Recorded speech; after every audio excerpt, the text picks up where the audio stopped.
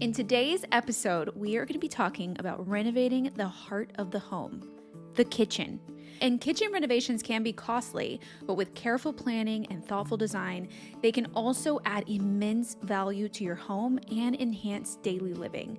So join me as we discuss budget-friendly tips, creative design solutions, and effective ways to manage timelines without compromising on quality. Plus, I'm helping Chelsea and Tiffany with their own kitchen dilemmas, offering personalized advice and practical solutions tailored to their unique homes. So I hope this episode will inspire and empower you to tackle your own kitchen renovation project with confidence.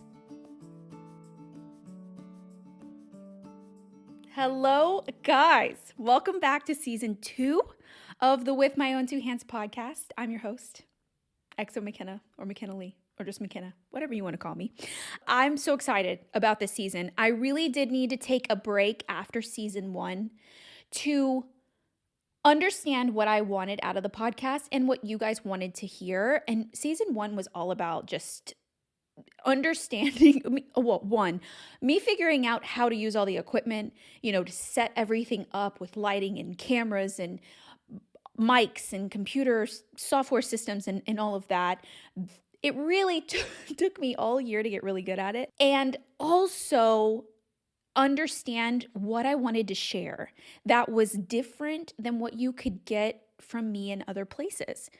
So if you know me from YouTube, I obviously have a channel there where I upload my DIY projects and my home renovation projects and anything that I'm doing on my main channel. I also have a behind the scenes channel, which is a separate channel that is everything that you don't see in the main channel. And then you've got Instagram, and then you've got TikTok, and you've got all of these different platforms to share. But for me, 2024 was really about figuring out why someone would want to follow me or any real creator on all of those platforms. You've got to give them a reason, right? It has to be, for me as a viewer just of someone else, there has to be a reason. Going into this season, I'm so excited because it's going to be a lot more involvement from you guys and a lot more input and submissions from you guys. And one specific segment that I'm really, really excited about that will be in this first episode and probably close to every episode. I think that maybe there might be a couple that won't include this, but I feel like it's going to be so much fun and you guys are going to benefit from it too. And this is something that you have been asking me for so long, which is to help you guys with your own design dilemmas in your homes. And there's never really been a way for me to do that effectively. It's kind of hard for me. It could be hard. I'm not in the space with you. I don't see it how you see it. I don't live in it how you live in it. So there's only so much that I can provide. And I'm always scared to give unsolicited advice. Truly, I never want to tell someone what to do with their own home. And I never want to impose my own design style onto anyone. But if there's a form that you fill out with your details and you send me your pictures and you ask me for help, it's not really unsolicited anymore, right? It is very solicited. So if you're asking, I'll help. So there hasn't ever been a real platform for me to do that on. I remember back in 2020 during early pandemic days, I started this email where you guys could submit your dilemmas. I did try, that's been 4 years ago now. So I did try. It got over, I couldn't do it. I couldn't keep up. And it was a really one-on-one kind of interaction. So it was like an email where I would email you back and I became like an interior designer for everybody. And it was a lot of work. To be really honest, I was like, oh my God, I could only do like one of these a day, if not a day. And I wanted to do it perfect. Obviously, I wanted to give you inspiration and sketch something. And it was a lot. So that didn't work well. As time went on, it got harder and harder for me to keep up with that email. So this platform now allows me to have an outlet to help you guys, and hopefully through their dilemmas that of the people that actually send them in, you guys can also learn something, or maybe you have a similar dilemma in your own house that you're struggling with. So that is a segment that I'm so excited about that will be incorporated into almost every episode this season. Also, on the same form, you can also submit a topic that you want to hear. So it's always been pretty difficult for me to come up with a new topic, for every episode that you actually would enjoy, and I want it to be a two-way street, and I want you guys to submit your topic ideas or just ask questions, really, not really topic ideas, just, like what would you want to hear more of, or what don't you get on YouTube or Instagram or all of these other places. Also, I want to do interviews with people. There won't be a ton. I don't know if this will come to a surprise to anybody. I'm very introverted. I'm an introverted extrovert. I can be extroverted when it's necessary, but my social battery drains really, really quickly. I'm kind of a loner. That's why I DIY. I DIY it myself. Do it yourself. It's a lot. So I do want to have some guests on, but it won't be every episode, and it will just be sprinkled in. I'd love to have my contractor actually on because he has such a great personality, and I'm talking to him every day right now while we're renovating. So it could be really fun. Obviously, my friends in the industry that I'm really comfortable with, maybe my realtor, there are core people in my life that I feel like I really have benefited from through my journey in home renovation and even home buying with like my realtor. And I think maybe you would too. So if that is of interest to you, and of course you can submit like any interviewer ideas that you have on the form, and anything and everything you can send in. And the core of this podcast is to really focus on design. It's my passion. I love it. It's why you guys, I think the majority of you probably found me if you found me on YouTube. It's what I love to do, and it's something I do every day. And so at the core of this podcast, it's still going to be design focused, but our homes and design affect our everyday life, our relationships. It's literally, we spend how much time in our house every day? So there's a lot of ways that we can incorporate how our homes affect our lives and relationships, and like going through this renovation, as with Romeo, and like how it's affecting our lives, and like we're trying to keep our sanity, and there's just so many avenues that we can take, and kind of tangents off of design that we can really incorporate into this podcast. So hope you guys are really excited about this season. If you don't follow along, if you're not subscribed, if you're watching on YouTube, please subscribe and hit the bell notification so you know when new episodes drop. And if you're following along on just the audio version, I don't know how you do it. You hit the little plus button wherever you're listening to podcasts, because you can listen anywhere, Spotify, Apple, iTunes, something like that. Just follow along so you know when new episodes drop, and you have them really accessible. There is not a shortage of things happening in my life right now. When I'm recording this, I'm officially in my 3rd trimester of pregnancy, which is wild. I still can't believe it. I still can't wrap my head around the fact that, we're so excited, but I feel like I can't wrap my head around how fast it's going. Being in my 3rd trimester, we've got 3 months until this baby comes. And of course, me being I think maybe it's a segue of some sort of nesting thing that is happening in my brain. Of course, I would want to renovate our kitchen while I'm pregnant. Of course, we would put a crazy timeline to finish an entire kitchen renovation before our baby comes. No problem. Of course, I would want to disrupt our lives. And, the 3rd trimester of pregnancy. I did that. So we are full swing in our kitchen renovation. And we don't have a kitchen. Our kitchen is in our living room, and it's just a small mini refrigerator and a microwave. That's what we're living with. But because we're in full swing kitchen renovations, it was only natural that we would have a kitchen episode. So this episode is really all about kitchens, but really can be applied to any renovation that you're going to start in your home. And I think there's something that you can take away from everything that we're going to talk about in this episode. And then also design dilemmas coming up at the end of the episode are kitchen focused. So I'm really excited. It's just on my brain right now. It's something that the current project that I'm working on, so I'm really in it. Why did we decide to renovate our kitchen? Did it need to be renovated? And why now? When we toured this house over a year and a half ago, the kitchen was not a selling point. It was something I walked into and was like, oh, I have to redo this. But the house has so much potential. I mean, it's there, but there was so much about the kitchen that was just not savable long term. Like the cabinetry was really old. There was a drop-in sink that we immediately changed out right away. The layout, the flow of it all didn't work. There was a lot of dead space, a lot of unusable space. It was very dated, and the ceilings were so incredibly low with a fur down. So it made it about, I believe, 7 foot, if not less, in our kitchen. Felt very restrictive. Was it an okay kitchen? Sure. Was it a kitchen that this house deserved?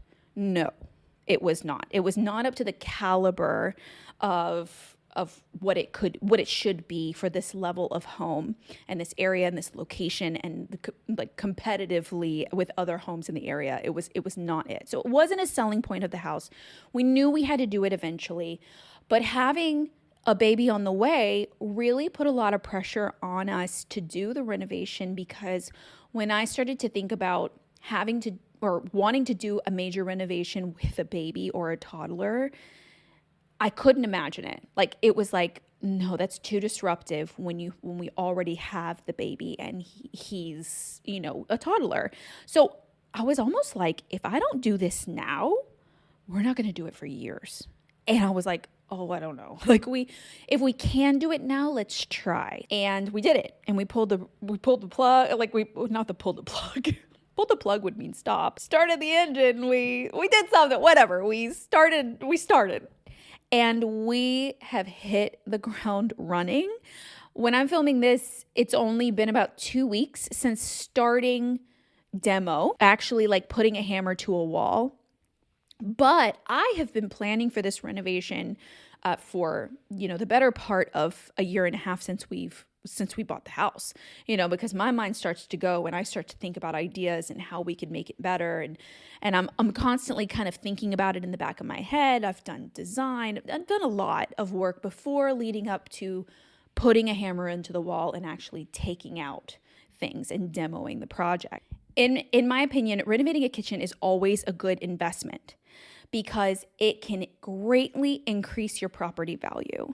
And I pulled some statistics because I really wanted to know if that was just me thinking that, or that was just my kind of common knowledge of being in an industry. But no, it's so true. It says 80% of home buyers place the kitchen in their top 3 most important spaces. So it's probably the other 3 are bathrooms is one of them for sure. So kitchens, bathrooms, I wonder what the third one is. I don't know. 69% of those surveyed said that they would pay more for new appliances, which we did not have when we moved in. Some were a lot older than others, but they weren't incredibly old, the appliances, but not new by any means. And you can recoup so much of your money that you invest in a kitchen renovation when you sell. So it's increasing your property value, right? So on a minor renovation, you can recoup up to 85% of what you put in. So if you spent $20,000 on your new kitchen, you can recoup 85% of that $20,000 when you go to sell. And you get to enjoy it while you have it. You know what I mean? On a major kitchen remodel, which is what we're doing, where we're actually taking everything out and we're, really going in and we're spending more money, we can stand to recoup about 55% of that money that we're putting in. And we get to enjoy the kitchen while we live here. And we're putting quality appliances in there that are going to last well more than 10 years. And we see ourselves staying here for a very, very long time. So it's just, and we want it. So it's there's so many upsides to renovating a kitchen. I mean, we have a whole nother layer of the fact that I get to film it and share the whole process with you guys and it's my business. So like that was a whole nother layer that I know not everyone has, but like for us, it was a plus, plus, plus. Yes, yes, yes. Do. If we can finish it by the time the baby comes, even better. Let's do it. Let's rock and roll kind of thing. I really have been thinking about the design since we've purchased the house and really working on it. And really the design has two parts. There's the functionality of the space, that we need to pay attention to. And then there's also the aesthetic design side. So it's really twofold, and balancing those two is an art, and really getting what you want functionally, but also visually. It took time and it took a while to really figure out what that balance was to give us the best possible outcome with our renovation. So let's talk about function first, because that's huge, especially in a highly usable space like a kitchen. You're in there, you're doing things. It's a task. You're cooking. You need things accessible. You're spending a lot of time. They call it the heart of the home. You're spending a lot of time in the kitchen. So functionally, we started to pay attention to how we used the space, right? So like what was lacking? What are the problem areas as we're living in the space? And we started to take note of those types of things as we lived in it. And we really did make 3 different lists when it comes to function, right? Our first list was our problems, our dilemmas, right?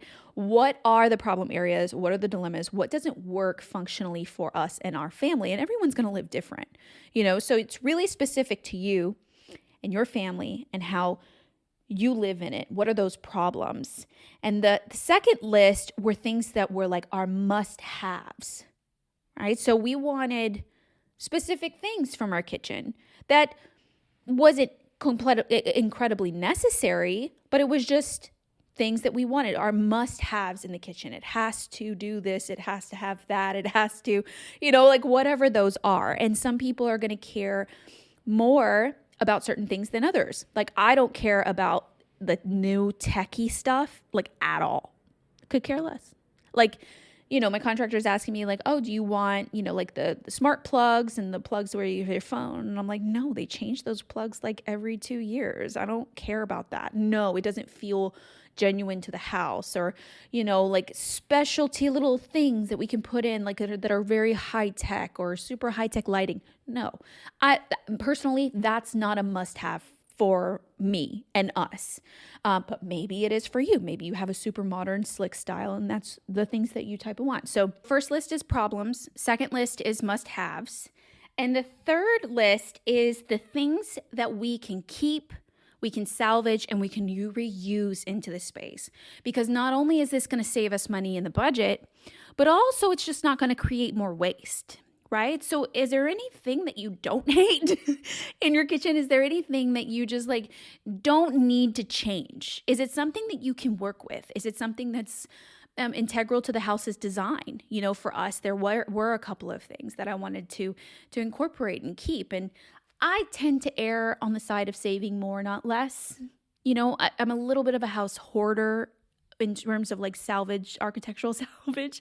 So take that in consideration, but it's good to notate if there's anything that you can really, really keep. So if you make those 3 lists, you're in such a better position to understand the design that you need to create, right? Because you know what's not working and you know what you want, and then you know what you already have to use.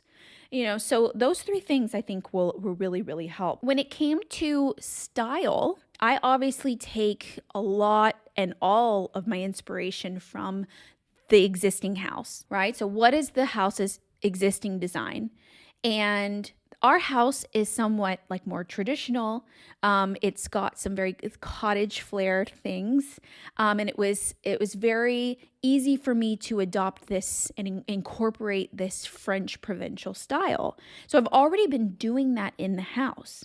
So it's only natural, and I should do a French provincial style kitchen So the style kind of like was already kind of laid out for me because I had already determined what the overall house was going to be. It would be super unnatural for you to come into our home with all this character that we've infused in it and all of these like, not modern touches, very like, fitting to the house, and then walk into a super modern kitchen. That would be so odd, So really take your inspiration from the house itself and gather inspiration from Pinterest. Like gather all your inspiration photos, whether it's from magazines or homes you see on different social media sites. Instagram's great for that too, and Pinterest, obviously, of rooms that you really like. And it doesn't have to be the whole room. It can be just like bits and pieces of it. Sometimes I'll see a picture and I'm like, oh, I love that one cabinet, the way that it sits or functions, or the hardware that's on it, or the glass that they used, or the color of the stain of the wood. Call out what you specifically like about those inspiration pictures, and combined, you're going to have the tools that you really need to help you get started with the design of the space. I think in every kitchen and in every room, there's really statement decisions that you make. At least I always do. So in the room that we're sitting in right now, we have a very dark statement fireplace. That would be a statement design decision that I made early in the process because I wanted it to be a focal point. So in kitchens, there's obviously natural focal points, your range and things like that. But there are a couple of statement design decisions that I made in our kitchen that weren't already existing. So one is I wanted to maximize the height of the ceilings. So we did a cathedral ceiling in the kitchen. And now you can't see it on the YouTube video in this space because the ceilings are much higher in here. But I wanted to match the ceiling that was in our living room, where I'm currently sitting, in the kitchen. So it fits the house. It already exists. It was something original to the home. And I want to duplicate that into the kitchen so that they really feel like cohesive spaces. And a cathedral ceiling is kind of a statement. A vaulted ceiling's kind of a statement. It's not a flat roof. It's not a flat ceiling. Another really statement decision that I made is that I did not want an island. I was already not going to put anything in the island, like a sink or the oven or anything like that. I wasn't going to put anything in the island. And the more I thought about a home that was built in the 1930s, they didn't have islands in the 1930s. It's a very newer thing that we've done, right? And when I thought about the other spaces that we had in the house, we didn't have another space for a dining room table except for this room, turning this front formal living room into a formal dining room, really. And I just thought it would be such a cool thing, because this is what I would normally see in the 30s or, in older homes, is an eat-in kitchen. So we decided to forego having an island and put a dining room table in the center of the room.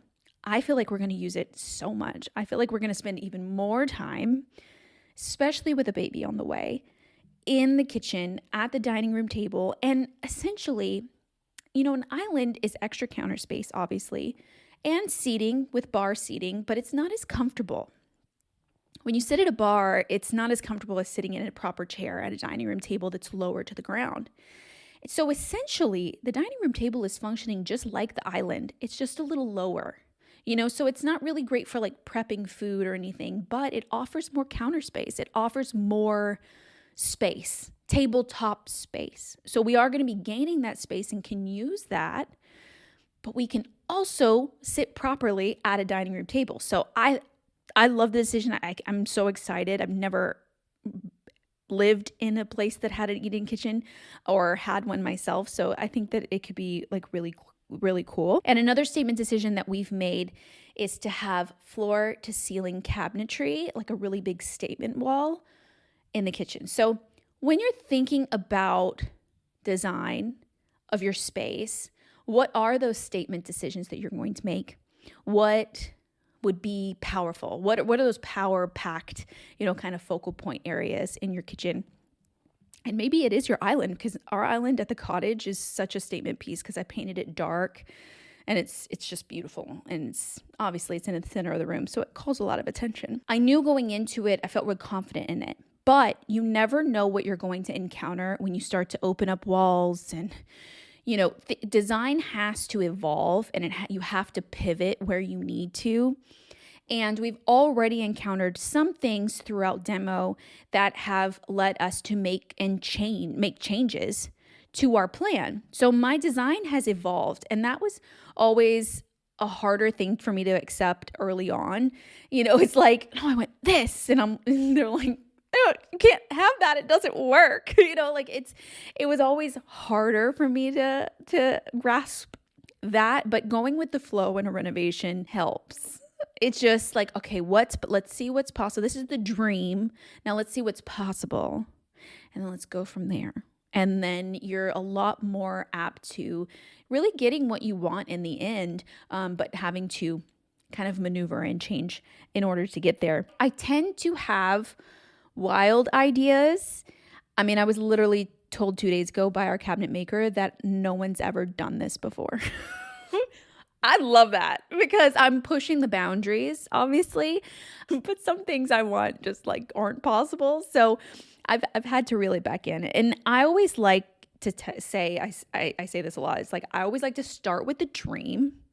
Like, what's my dream? If I could design anything and it's just living rent-free in my head and I can sketch it out and show it to somebody, what's the dream? And then I come back down to reality. What's possible for budget? What's possible for timeline? What's possible in the space in general? What's physically possible? Until you get cost, or until you talk to a contractor, until you talk to someone or you open up a wall, you don't know what's possible. So you might as well start with a dream and then kind of back up from there. Which brings me to the next big thing, is because a lot of the dream things get taken off when you get down to budget, right? And how much is your dream going to cost? And then what are you less emotionally tied to that you can kind of start to take off that list and be like, okay, like if I get these things and it's in budget, like I don't need these things and we can still stay on budget. Kitchens are not cheap to renovate. Arguably, kitchens are the most expensive part of your house to renovate because they got a lot going on. There's a lot in it. There's a lot of millwork with cabinetry. Doors and cabinets and things and hardware all are expensive. You've got appliances. Each one is not cheap. And then you've got like complexity of plumbing and electrical. You've got a lot more things happening. All of that combined, they're costly, but at least it raises your property value. And at least, you can recoup some of your money when you sell your house. Definitely something that you have to go into eyes wide open. It's like there's a lot happening and it can be pretty costly. So setting your budget or knowing what you're comfortable spending upfront is always going to help you in any renovation project.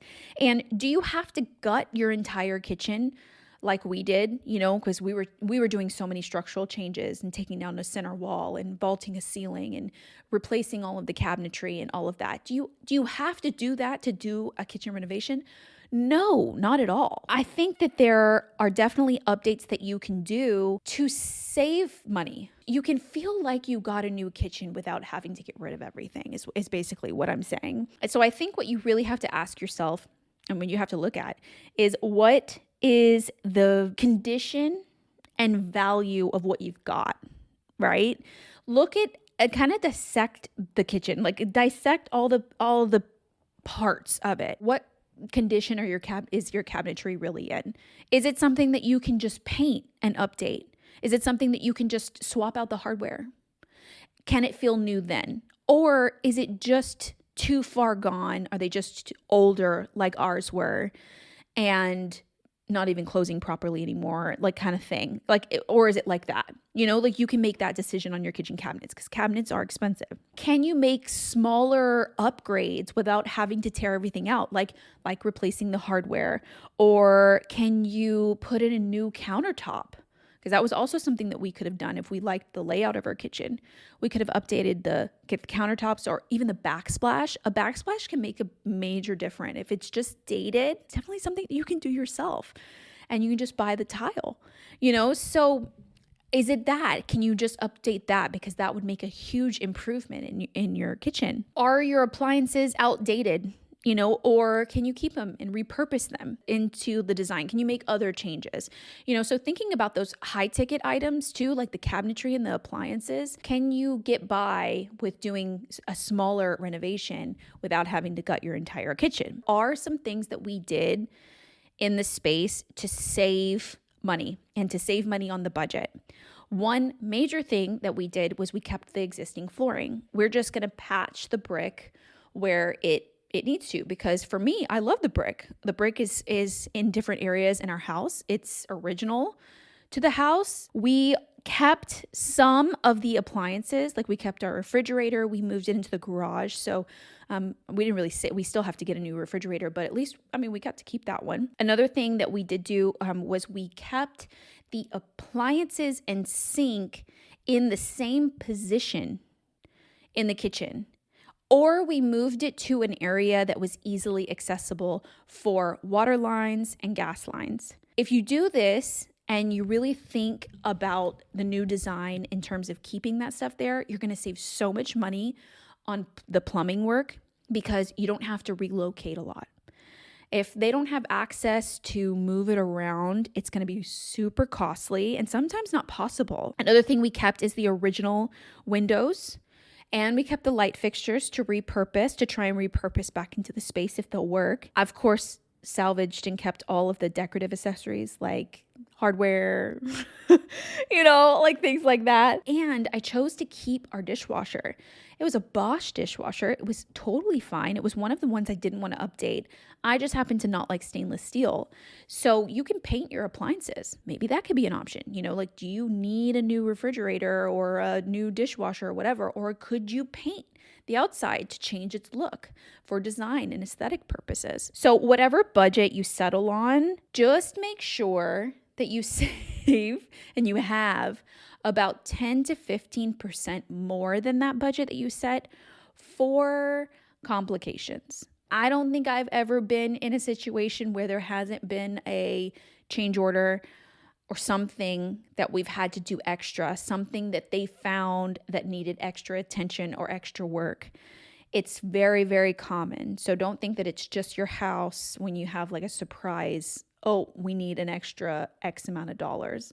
So as long as you have a little bit of cushion, you have that 10 to 15%, you'll be able to better prepare yourself to pay for those what ifs. We already had one. And I wanted to touch briefly on like timelines and stuff, because I don't think I've ever been in a renovation or like in a build at all that has finished on time or never early, So I think that right now we're getting really lucky. I think we have a amazing contractor, and also he feels the pressure of me having a baby.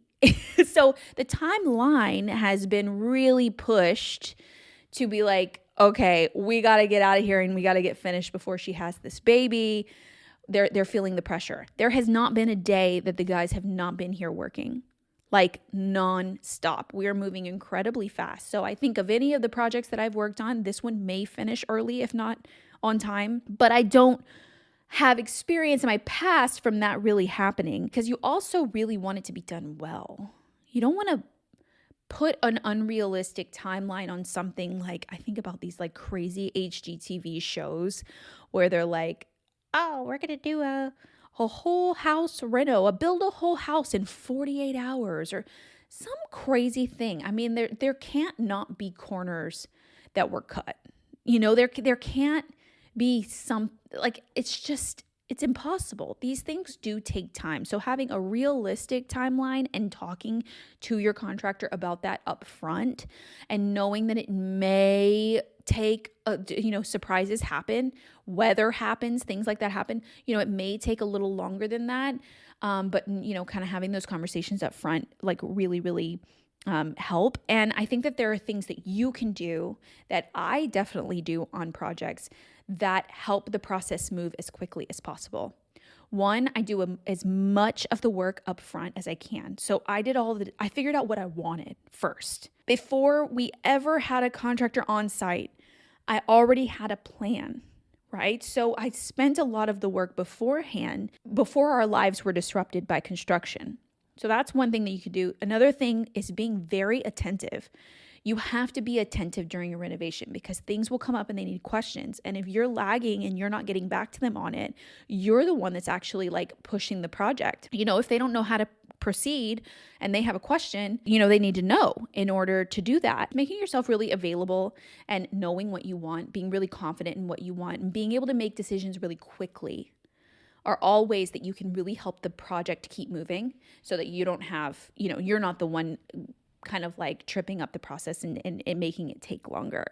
So we are very much in the kitchen renovation. We're really excited. The noise is not bothering us yet.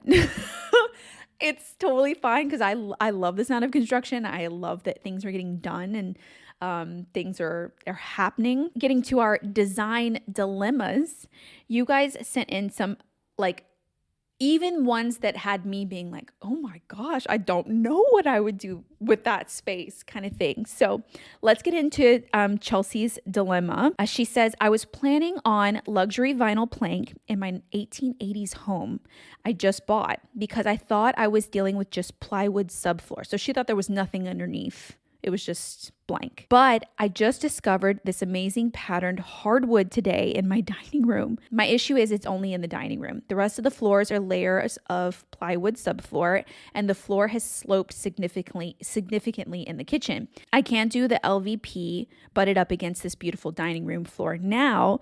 So would you do tile in the kitchen and then just start the LVP in the hallway?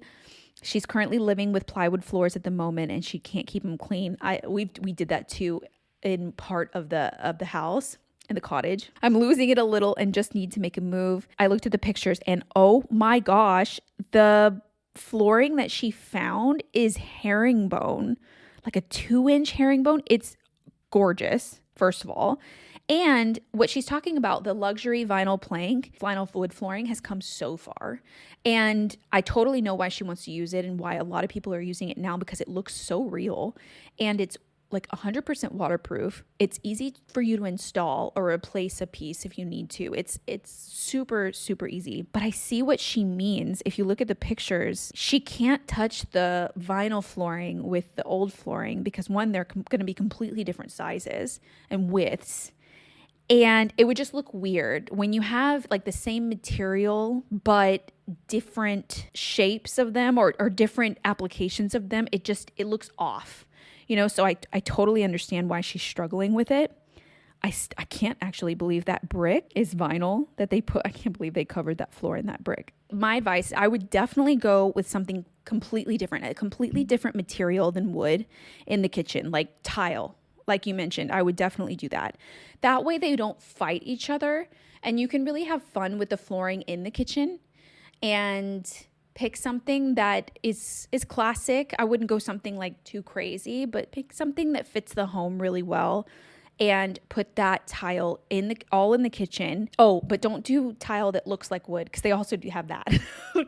Just don't do anything that looks like you need something completely different than wood. Then the hallway starts. Technically, they won't touch. Like if you were to start the laminated vinyl there, it wouldn't touch.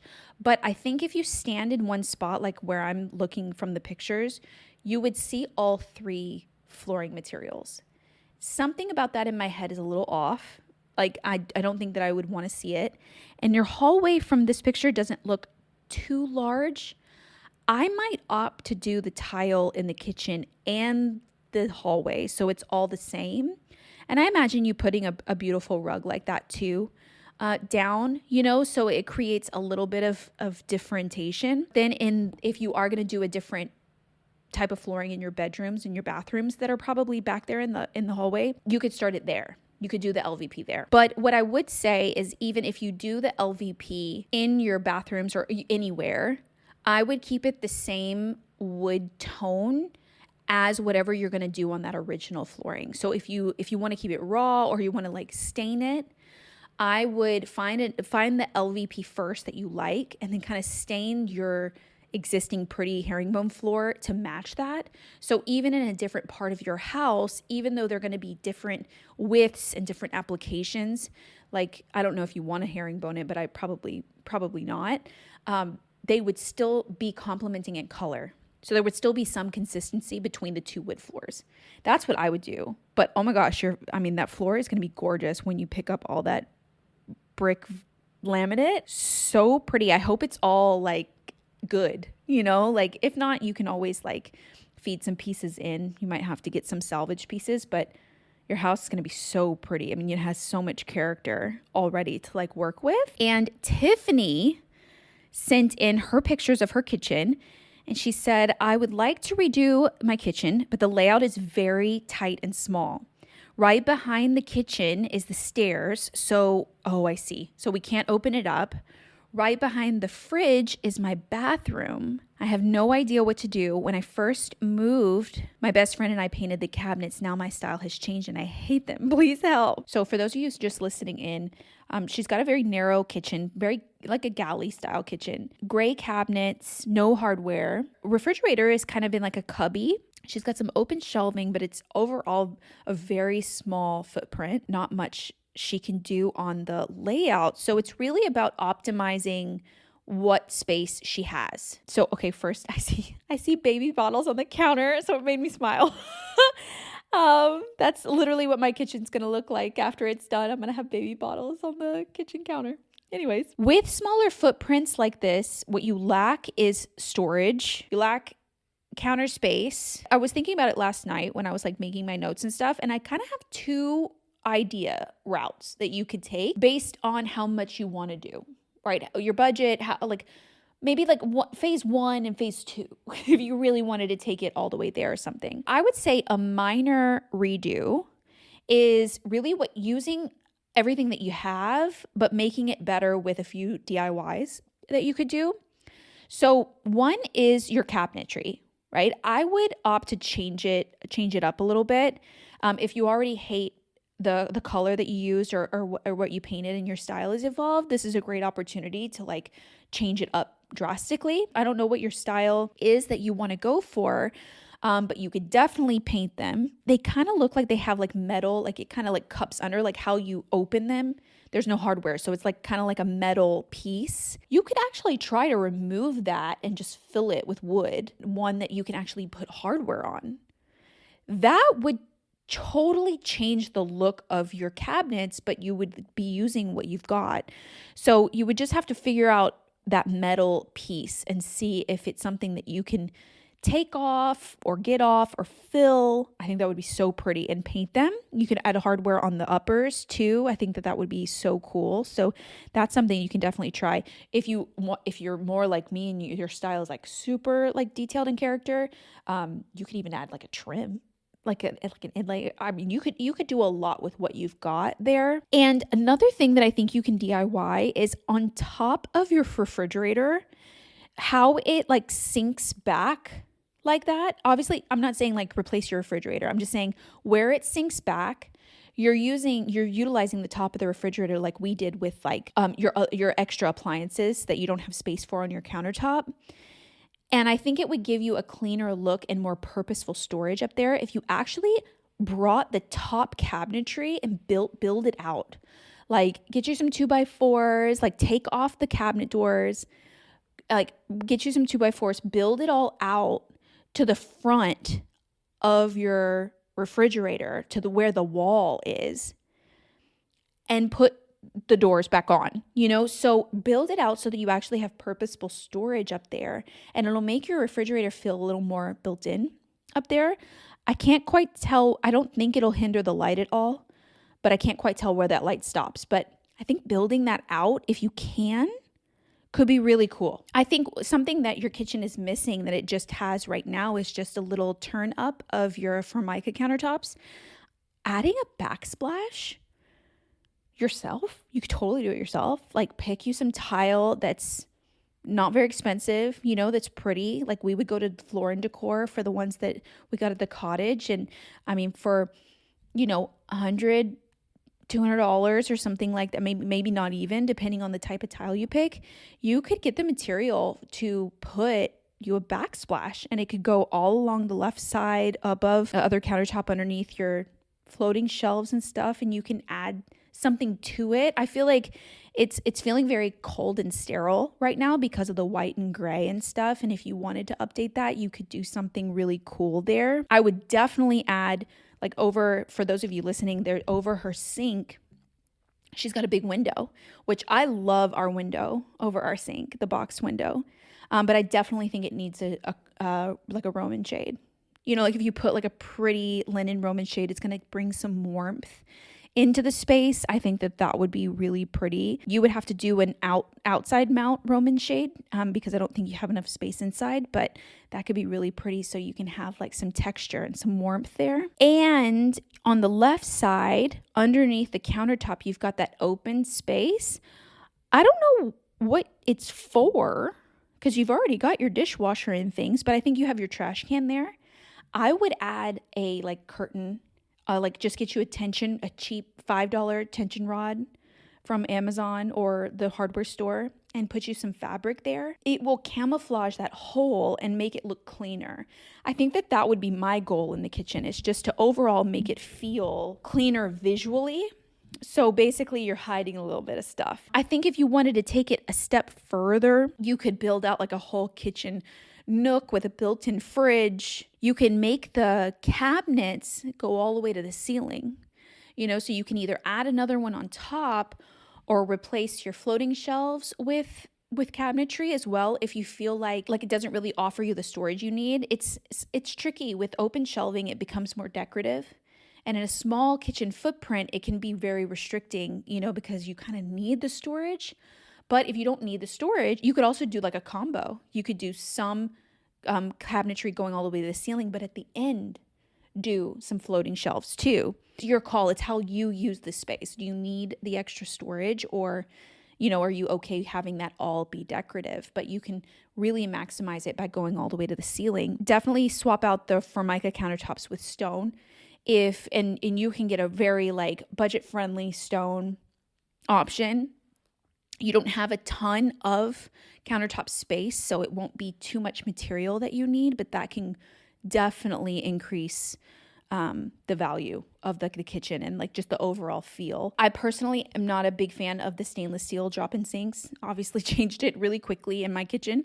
So I would definitely like swap that out to something different, like either like a quartzite one like we used, I think it was a quartz one that I got on Wayfair, or, you know, like something like fire clay or something like that. It would take away that sterile metalness. That's always what I like to take away from spaces, is all the cold feeling. Like the space that you have is small, but it's plain. Like it's okay. I feel like it's, with a few updates, I think you can really love it as it is, because you can't change it structurally. I mean, you're really stuck. But I think even though you can't change it structurally, it's still really good. I had so much fun doing these design dilemmas. I want to do like 2 to 3 per episode, where if you're like them, where you have like a footprint and a layout that you cannot change and you need some ideas, or you have these like weird floor patterned things happening that you can't really work through, please submit your design dilemmas, because this was so much fun. I think in the next episode I'm going to do 3 different ones, so we'll explore different rooms and different spaces and how to blend styles. And I love seeing your spaces, so if I can help in any way, like, I'm down. Like I'm so excited. So definitely, if you're tuning in just through audio and you wanted to see those spaces, check them out in the YouTube video. And I will leave it, obviously all of the links will always be in the show notes. I hope you guys enjoyed episode 1. Oh, I got really comfortable. Me and Kinsley's knocked out. My dog, Kinsley. She always gets really cozy when we do podcasts, because it was just sitting and chatting. And I hope you guys loved episode 1. We're just getting back into it. And if you have not seen any of the videos for our kitchen renovation, there will be 2 episodes out by the time you're listening to this episode. So definitely go check it out. I'm really excited to share this whole process of the kitchen and just like see. I'm kind of nervous, actually. I'm nervous. It's a lot of decisions to make. So we're in this together. If you're doing a renovation, like, it really feels the same way for me, as confident as I can be in my design and as confident as I can feel like about my knowledge. of construction and renovation and stuff, I still get nervous. And it's like a lot of big decisions with like price tags that are higher, so you don't want to mess up. So I'm excited. I hope the vision comes to life the way that I envision it. So stay tuned, watch along on the episodes. I will see you again in 2 Wednesdays for another episode. And don't forget to submit your design dilemmas or your topic ideas or anything you want to tell me. And I'll see you guys really soon for episode 2. Bye guys.